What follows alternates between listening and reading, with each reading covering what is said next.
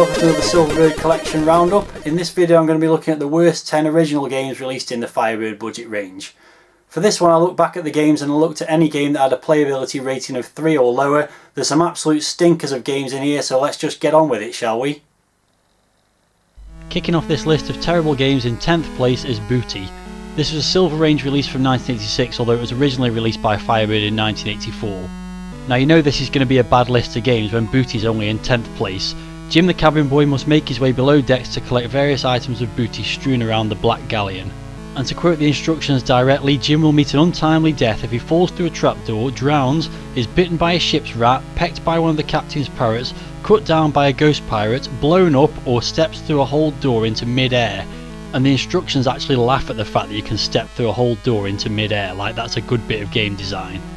A funny story about me and Booty is I actually had fond memories of playing this game back in the day, so I bought a copy when I started collecting for the Commodore 64 in the mid-2000s. I then sold it when I realised it was absolutely crap, and then bought it again for this series, so I'm really depressed about having to buy this game twice. The Spectrum version of this game is actually quite well respected, but this is absolutely terrible. It's got slow, laborious gameplay, an inability to jump or eliminate enemies, loads of backtracking required, and so many doors that you have to go through by collecting the keys elsewhere on the screen. It's so boring. Due to the fact you can't jump, it's almost impossible to get on or off moving platforms, and you'll find yourself falling to your doom on regular occasions. And to top it all off, the graphics are dismal Spectrum ports except for the main player sprite, which is chunky and unappealing, and the music that plays throughout the game is one of the most depressing dirges you'll ever hear come from the SID chip. All in all, Booty is terrible, and yet still, it's only the 10th worst game on this list.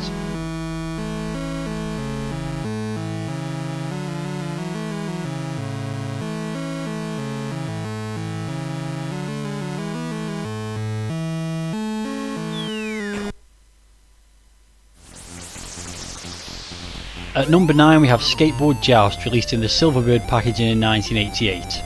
A few millennia into the future, skateboarding has become the most popular sport in the galaxy, with faster, better and more dangerous boards being developed. Competition between planets is fierce and often deadly. To decide a supreme skate champion, the interplanetary skate joust trials were developed. To prove yourself as the hippest and most deadly skate jouster in the galaxy, you must use your skateboarding prowess to dispose of all your opponents in each chamber. While it is somewhat playable, this game is a very simplistic single screen game, the kind of budget game that was being done by the Darling brothers for Mastertronic in 1984. The graphics are crude and the control of your skateboard is poor, making it very hard to progress from one stage to another. The scoring is so pathetic from one stage to the next that it's not worth playing for a high score challenge, and you'll see all you're going to see from this game in about 10 minutes of play, and it's all very silly. If this had been released in 1985 it wouldn't have been so bad, but you could get much better for your £1.99 in 1988.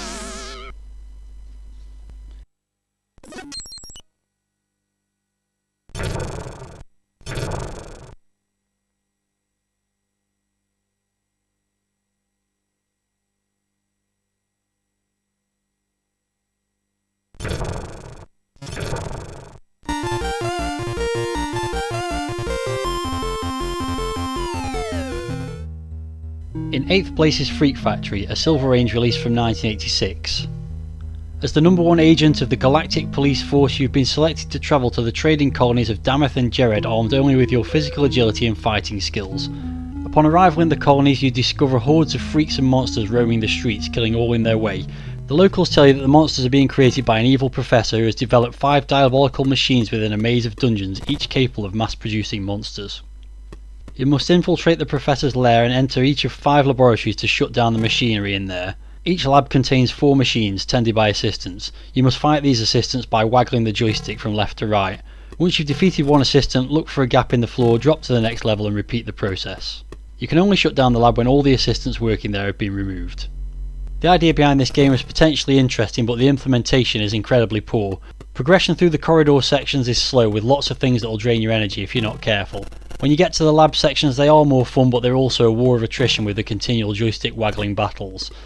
The main reason this game is on the list though is because it's absolutely riddled with bugs. Often it won't load at all. Sometimes when it does it generally crashes or resets when entering the labs, or if you do get in the labs then the graphics are often corrupted. When capturing the footage for this video I loaded the game up 3 times and never got it to work properly. No matter how good or bad a game is, and it's not that good, there's absolutely no excuse for releasing a game that barely ever works.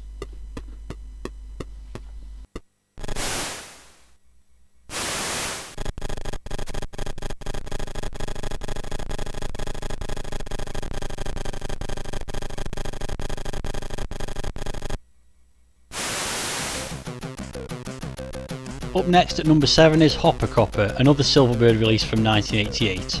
A team of 4 armed and dangerous robbers are on the loose. They're ready to commit crime at any time. These cruel desperados have carefully planned their crime spree and have stolen all the police cars and hidden them, leaving you only a child's Astro Hopper on which to give chase. Once you've found them, you must bounce on them, knock them out and leave them to be picked up by the only police van still in the district. In essence, this game is fairly playable, but what an absolutely stupid idea. It features an openly explorable world of city streets and that's quite well realised, but navigating around on the hopper is incredibly annoying and you'll be lost without the map that's provided in the instructions. Enemies often appear to be in range on the in-game radar but then vanish into thin air. When they are visible, they're hard to catch up with and capture, and some of them throw deadly objects that are impossible to avoid. What's particularly annoying about this game is that the graphics and music are functional and the game engine could have been used for a reasonably fun cops and robbers game, but instead we got this nonsense.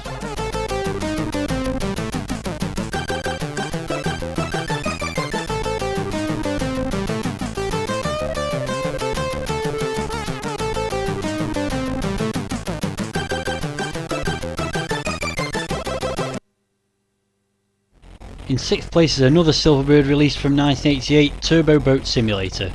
Lost in enemy territory, you're the pilot of a super high powered speedboat. Take the helm as you career down the twisting narrow waterways on this mission.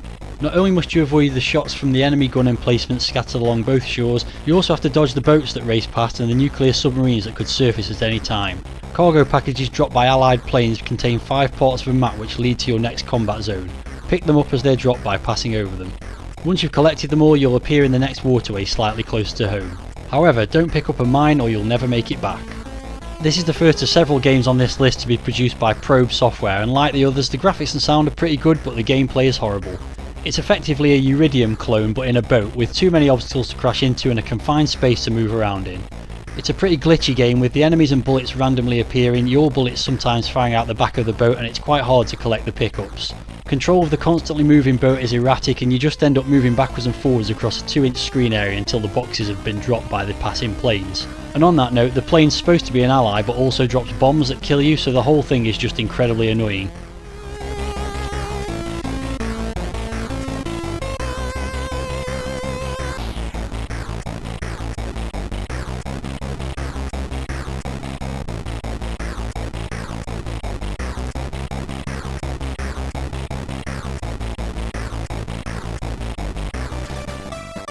At number 5 is Gerry the Germ Goes Body Poppin, a Silver Range release from 1986. Gerry the Germ has again failed his stink diploma and has been expelled from the Institute of Infectology. Filled with indignation, he sets out to win the coveted title of Virulent Virus of the Year and so prove himself to the rest of Germ Society. Having found an unsuspecting victim, he must cause as much damage as possible by working his way through their vital organs to the heart, there causing a massive coronary. This game has a great premise, nice sprites and some fantastic Rob Hubbard tunes, but it's all let down by some of the most frustrating gameplay ever encountered. The levels have some funny ideas and a variety of gameplay concepts including platforming and collect 'em up, but the implementation is just no fun at all. Levels are slow, difficult and repetitive, and getting thrown back to the previous level whenever you're killed is infuriating. I was so annoyed with this game at the time I reviewed it that I originally gave it 1 for playability, the only game that I gave that rating to. It's not that bad, but it's still only worth a 3 at best and is a real missed opportunity because most of the elements of the game are quite impressive. It probably won't take you too long to get annoyed with this game, so it's useful that it has a built-in cheat mode. By pressing plus you can skip to the next level, and that's a much better way to make your way through the game than actually trying to complete each one of them.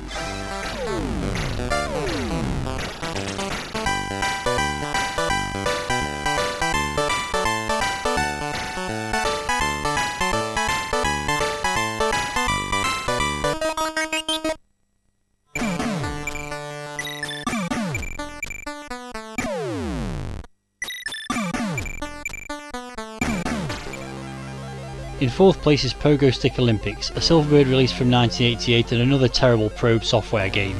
This takes the basic track and field multi-event athletics game and adds a pogo stick, which is always a good idea, isn't it? The 5 events are balloon popping, 110 metre hurdles, triple jump, target practice and obstacle course, but to be honest you probably won't get past the second one. Like other Probe Software games, the graphics and sound are acceptable, but it has almost zero playability. It was a stupid idea in the first place, but is made even worse by having virtually no control. On some stages you have to waggle the joystick to jump higher, which is just bizarre. Surely pressing the fire button would be the more obvious option. From my experience you can only just complete the first balloon popping event with a score of 553 when the target is 550. After that, the second event, the hurdles, is even harder and I've never completed it. It's completely impossible to maintain speed and judge the distance between the hurdles to avoid them. I've genuinely no idea if the other 3 events actually exist because I've never got to them, but I can't imagine them being any more fun than the first 2, which is virtually none. I'm not sure exactly what was going on at Probe Software back then, but it seems like the focus was entirely on a game that looked and sounded pretty good with absolutely no focus on the gameplay and virtually no playtesting. Amazingly though, this still isn't the worst game from Probe Software and we're going to be seeing another one coming up quite soon.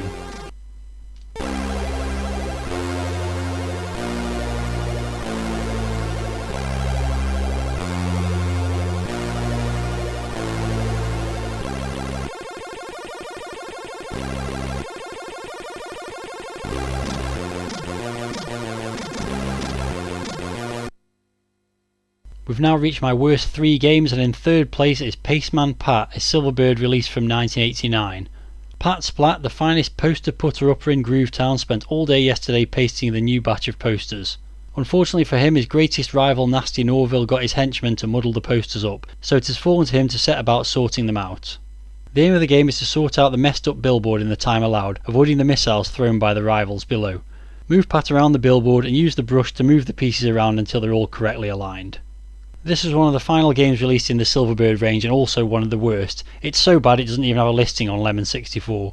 The game itself is actually called Billboard, so it seems like they changed the name on the cover just to somehow associate it with Postman Pat, not that that would have been of much appeal to most teenagers who would have been the target market for the game. It's quite obviously a lame port of a lame Spectrum game and no effort has been made whatsoever to improve the graphics. Also, the sound is completely absent on the cassette version, though it does exist on a cracked version I've played, so this must have been an error in the version that was supplied for mastering, that just shows the lazy attitude that seems to have been in place at Silverbird towards the end of its era. The gameplay is like a simple sliding block puzzle with the flaw that there's no empty slot to move a section into, so it seems like it's impossible to solve the puzzles at higher skill levels. It's also got a pretty tight time limit and enemies that make it more frustrating. Why would you have enemies and lives in a puzzle game? The only nice touch is the ability to load different pictures in from the tape, but that's nowhere near enough to save it.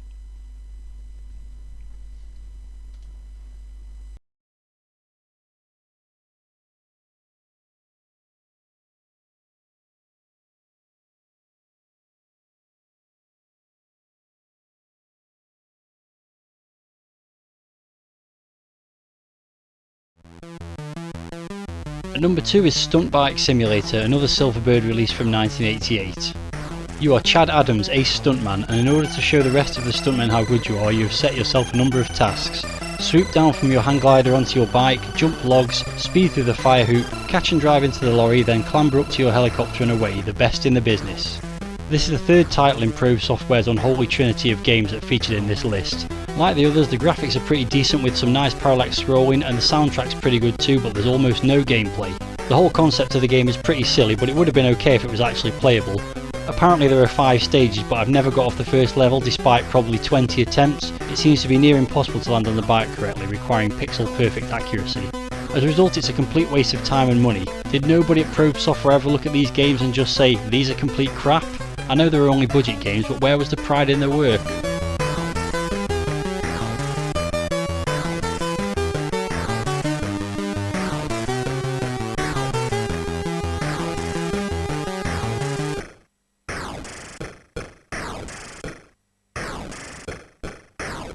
Last and most definitely least at number 1 is Cylu, a Silver Range release from 1986 that was originally released in 1985 in the Firebird silver packaging. Your quest begins in a small crowded chamber deep within the heart of a large maze. Hidden in the maze are 24 objects which must be collected, returned to the starting point and deposited in the master computer. During your journey you will encounter 32 force fields which will bar your way to many sections of the maze. There are also 9 teleport terminals which when used with the relevant key will provide access to isolated areas of the maze. Cylu may carry up to 5 objects at any time in the cargo bays. You must try and finish the quest with as low an efficiency rating as possible. Now my disdain of isometric adventure games is already well known, but this is one of the worst. It's quite obviously a Spectrum port, but the perspective is screwed up so it makes it even harder to navigate than usual. The gameplay area is tiny with everything in one colour and that makes it hard to even spot objects, let alone pick them up. No effort's been made to adapt the game to the Commodore 64 at all. Having an inventory is a good idea, but you have to constantly find fuel to stay alive, so exploration is frantic and the complete opposite of what you want to do in an adventure game. There's almost no chance of making any reasonable progress, and the game is so depressing graphics and sound wise, why on earth would you bother? For some reason Zap Magazine inexplicably gave this game 65%, I mean what were they thinking? The game's programmer Jeff Foley went on to create SOS for Mastertronic, another awful isometric budget game. I feel like the popularity of these isometric adventure games in the 80s, thanks to the likes of Ultimate and John Rittman, led to some really poor games at budget price. They should have left it to the experts.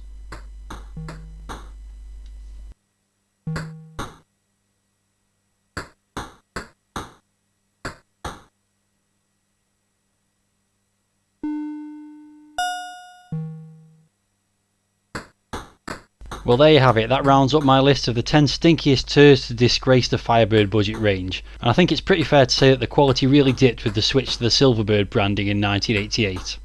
What are your thoughts on this list? Was I too harsh on these games, or are there some real stinkers that you think I missed out? If you've got any thoughts, then please let me know in the video comments. On my next roundup video I'll be focusing on the top 10 re-released games in the Firebird budget range. Until then, thanks very much for watching, and see you in the next one.